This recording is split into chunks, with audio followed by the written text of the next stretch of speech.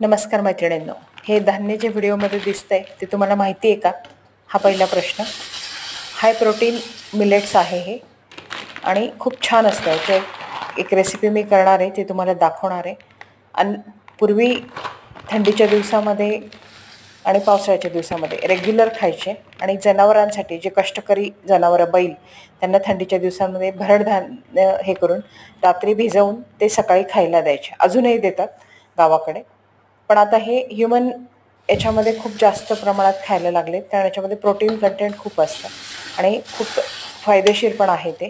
म्हणून तर मी नेहमी करते याचं पावसाळ्यात आणि हिवाळ्यामध्ये. तर मी हे आज दळायसाठी आणले होते. तर ते स्वच्छ गाळून घेतले आणि त्याच्यामध्ये 1 किलोला 250 ग्रॅम गहू आणि वाटीभर हरभऱ्याची डाळ हे प्रमाण घालून त्याचं पीठ करून आणायचं.